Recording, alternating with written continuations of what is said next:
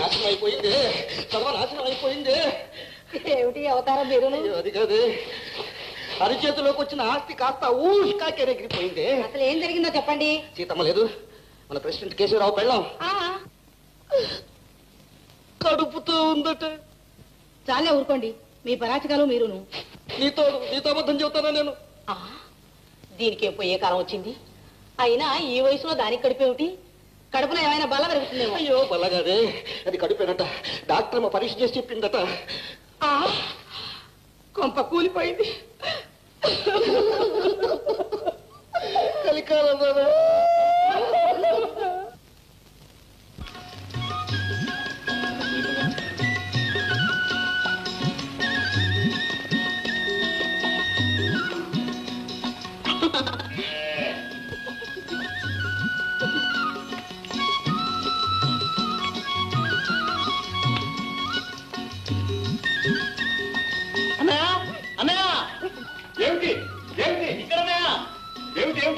ఏం జరిగింది చూడన్నయ్య, వదిన లలిత కలిసి చెట్టు మీద ఉన్న మామిడికాయలన్నీ తినేస్తున్నారు.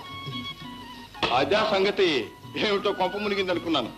ఎవరో అడంగులో మామిడికాయలు ఎక్కువ తింటే పుట్టబోయే పిల్లల కళ్ళు చిన్నవైపోతాయట. ఇంక ఈ సంవత్సరం మాకు మామిడికాయలు కరువైనట్టే. అరే తమ్ముడు, బాధపడకరా. కాయలు కరువు అయితే పళ్ళ లాంటి పిల్లలు పుడతారా.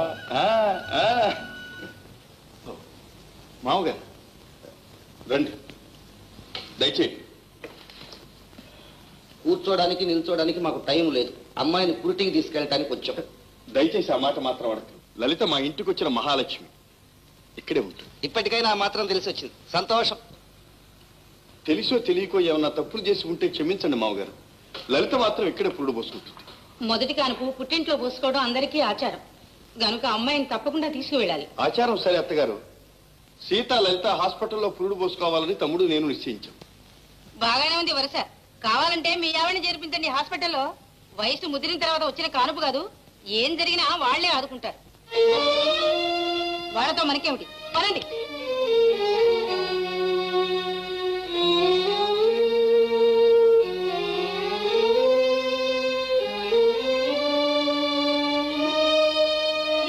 వాళ్ళ తీరే ఇదిగో, నువ్వేం బాధపడదు. అది కాదండి, లలితను పంపించడానికి మా అన్న ఇష్టపడ్డు. బాగానే ఉంది. ఇక అయితే అంతా మీ అన్నయ్య ఇష్టం, మీ వదిలిష్టమేనన్నమాట. అవునమ్మా, అన్ని విధాలా వాళ్లేగా మా శ్రేయస్ కోరే పెద్దలు. వాళ్ళ ఇష్టమే మా ఇష్టం. సరే భద్రం, ఇక ఆ సంగతి వదిలేసాయి. అంతేలేండి, అనుభవించిన తర్వాత గానీ తెలియదు. మామగారు ఏమి నిర్ణయించారు? కూర్చోవయ్యా. అమ్మాయి దగ్గర నుంచి అందరూ మీ పక్షానే చేరిపోతే ఇక నేను నిర్ణయించేది నా మోహం. కానీ అమ్మాయికి వైద్య సౌకర్యాలు అవి కాస్త జాగ్రత్తగా చేయించండి, మంచి టానిక్లు ఇప్పించండి. ఆ విషయం మాకు వేరే చెప్పాలా? లలిత అంటే మా అందరికీ ప్రాణమే. చూస్తావేరా, మామగారి కాఫీ తీసుకోండి. అత్తగారు. ఓ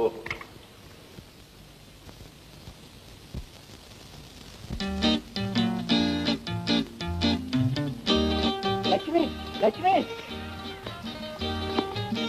లక్ష్మి, ఏంటి సినిమని అంటారమ్మ సోగ్గా వెళ్ళిపోతున్నావు? నిన్ను చూద్దామని బయలుదేరారు. అమ్మ బాబోయ్, ఎంత మాట ఉన్నాను. నాకు కూడా నీతోటి మాట్లాడాలని మనసు ఉంటుంది, కానీ మాట్లాడతాక సిగ్గేస్తుంది. ఏమంటే ఇదేనా లక్ష్మి? ఈశ్వరూపం ఇసం లాంటి మనిషి మనకెప్పుడుకైనా అన్యాయం చేసేస్తాడు. అందుకని నీ అందం నా ఆలోచన రాణించాలంటే మన ఇద్దరం మెడ్రాస్ వెళ్ళిపోదాం. మనకు తెలిసినిచ్చే గనక ముందు అక్కడ కిరాణా కొట్టేద్దాం. 4 డబ్బులు వస్తే నువ్వు డ్రాన్స్, నేను యాత్ర నేర్చేసుకుందాం. ఈ మధ్య సినిమానీలో కొత్త కొత్త వాళ్ళకి యాసాలు తెగించేస్తున్నారు. మనం కూడా దిగిపోదాం సినిమానీలో. లక్ష్మి, జవాబు చెప్పకుండా వెళ్ళిపోతానండి లక్ష్మి. అదంతా తర్వాత మాట్లాడుకోవచ్చు గాని, అవతల సీతమ్మ గారిని లలితమ్మ గారిని ఆసుపత్రిలో చేర్పించారు. వారికి చల్లగా పురుడు రావాలని గుడికెళ్ళి దేవుడి దండం పెట్టుకొస్తాను. నిజమే. ఇదిగో లక్ష్మి, అలాగే మన పెళ్లి కూడా తొందరగా జరిపించాలని దేవుడికి దండం పెట్టుకోవా.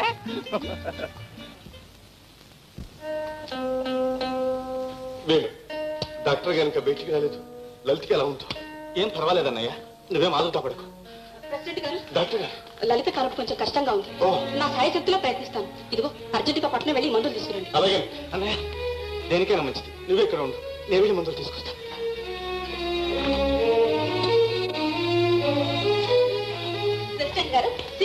ప్రశ్నించారు మగపిల్లవాడు.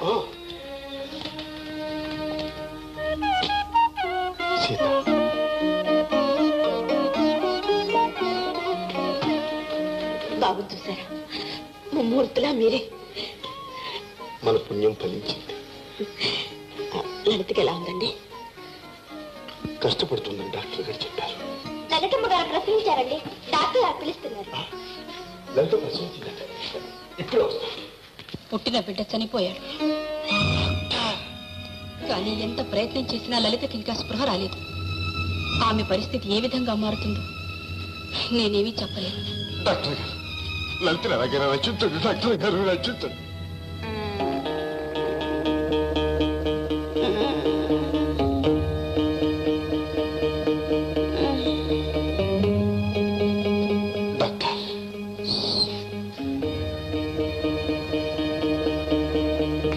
ఆమె గుండె చాలా బలహీనంగా ఉంది.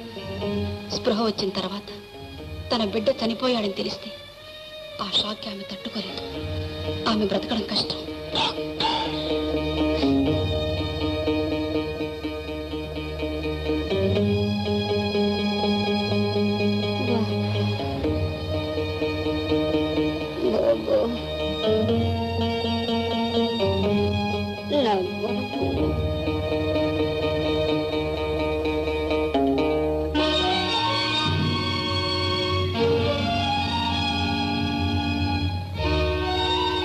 ఆమె గుండె చాలా బలహీనంగా ఉంది. స్పృహ వచ్చిన తర్వాత తన బిడ్డ చనిపోయాడని తెలిస్తే ఆ షాక్కి ఆమె తట్టుకోలేదు.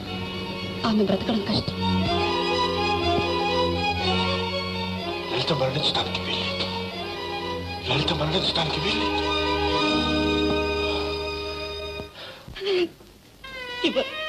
నేనిప్పుడు ఈ బిడ్డ కోసం నేనెంత పరితపించిపోయానో మీకు తెలియదు. అమ్మా అని పిలిపించుకోవాలని ఇన్నేళ్లు ఆ భగవంతుని పూజించి సంపాదించుకున్నవారు నా సర్వస్వం అండి వీడు. నేను చెప్పేది కాస్త విను. వద్దు, మీరింక నాకేమీ చెప్పొద్దు. ప్రపంచంలో ఏ తల్లి చెయ్యలేని త్యాగాన్ని నన్ను చేయమంటారు. నా వల్ల కాదు. నాకున్న ఈ ఒక్క ఆనందాన్ని నేను వదులుకోలేను. నన్ను బలవంతం చేయకండి. సీత, నా మాట విని సీత. నీ బిడ్డ పరాయి ఇంటికి వెళ్ళటం లేదు. నీ ఇంట్లోనే నీ కళ్ళ ముందే ఉంటాడు. ఈ మాత్రం త్యాగం చేస్తే నీకు లలిత ప్రాణం కాపాడిన పుణ్యం కూడా దక్కుతుంది సీత.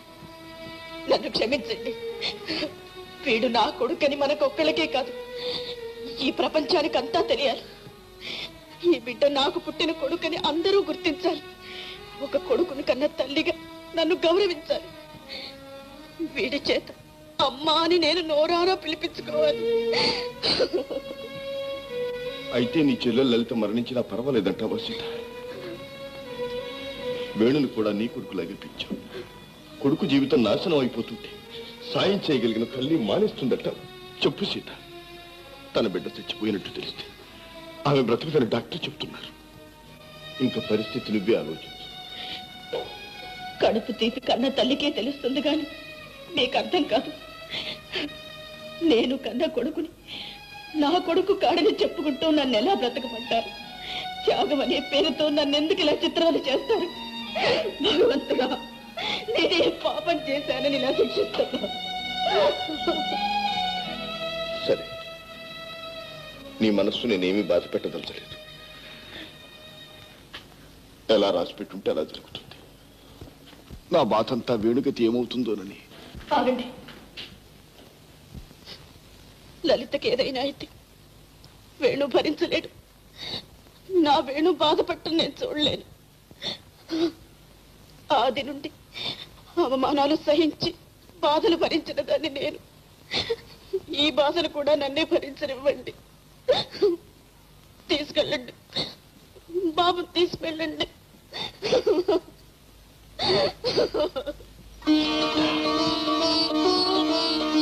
సీత,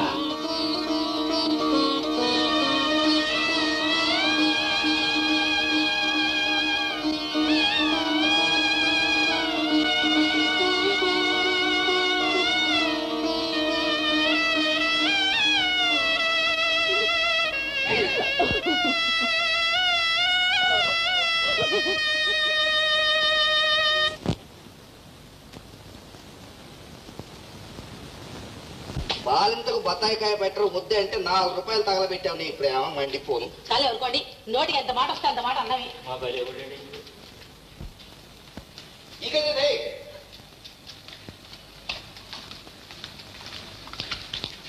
ఏమ్మా ఎంగిలి పడ్డావా? అమ్మమ్మ లేవద్దు, కూర్చో కూర్చో. ఓరి ఓరి ఓరి బుద్ధి, నేనురా మీ అమ్మమ్మను. చూసారా, అమ్మమ్మ పేరు వినగానే కళ్ళు ఇంతంత చేసి చూస్తున్నాడు. బుజ్జిబాబు గారు అచ్చం తాతయ్య గారి పోలిక ఏంటండి? మరి ఏమిటనుకున్నావురా, అలాంటి బంగారం లాంటి బిడ్డను కనడానికి ఎంతో పెట్టి పుట్టాలరా. ఆ సీతమ్మకు వచ్చింది కడుపు, ఏం లాభం? టుపుకు టుపుకు. ఆ కడుపు లేదు, కాకరకాయ లేదు. బిడ్డ పుట్టడం చావడం వట్టి కట్టు కదా. ఊళ్ళో అందరూ గొడ్రాలు గొడ్రాలు అంటున్నారు కదా, అందుకని ఆడింది ఈ నాటకం. అమ్మా, ఆవిడకు వచ్చిన కష్టానికి జాలి పడక ఎందుకు ఆవిడ ఇంకా ఆడిపోసుకుంటావు? అయ్యో, నేనేం ఆడిపోసుకున్నానే? నువ్వు నేను బాధపడితే మాత్రం పోయిన బిడ్డ తిరిగి వస్తుందా? అమ్మా, అయ్యో రామ, నువ్వు వట్టి అమాయకురాలు తల్లి, అందుకే ఈ బాధంతా నాకు. చూడమ్మా, ఆ సీతమ్మ వచ్చి అడిగినా సరే అర్థించినా సరే పిల్లవాడిని మాత్రం దాని చేతిలో పెట్టదు. దానివి వట్టి దిష్టి కళ్ళు, దిష్టి తగ్గుతుంది. సరే సరే, నీకు ఇంట్లో ఏమైనా పనులు ఉంటాయి, త్వరగా వెళ్ళకూడదు? ఆ మాత్రం నాకు తెలియదంటే.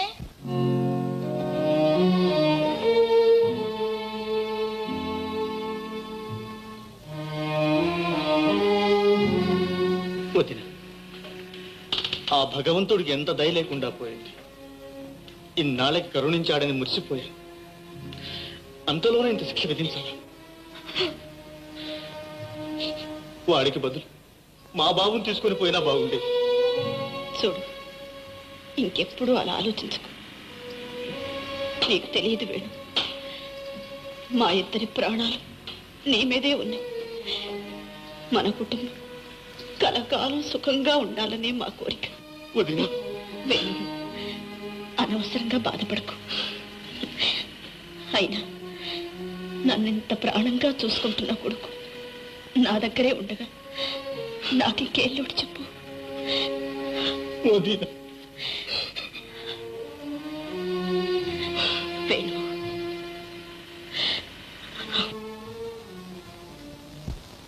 కేశవరావు గారు, నా జీవితంలో నేను ఎప్పుడూ ఇంతటి త్యాగాన్ని చూడలేదు. నిజంగా మీ దంపతులు ఇద్దరు దైవ స్వరూపులే. డాక్టర్ గారు, ఇందులో నా త్యాగం ఏమీ లేదు. నిమిత్త మాత్రమే నన్ను నా మాటను గౌరవించింది నా భార్య సీత. ఏ తల్లి చేయలేని మహాత్యాగాన్ని చేసిందామె. అటువంటి ఉత్తమురాలు మీకు భార్య కావడం మీ అదృష్టం. డాక్టర్ గారు, ఒక్క మాట. ఏమిటండి? ఈ బిడ్డ రహస్యం మీకు, నాకు, నా భార్యకు దక్క మరెవ్వరికీ తెలియకూడదు. అలాగే. చాలా సంతోషం. రేపు వెళ్ళి ఇంటికి తీసుకెళ్ళొచ్చా?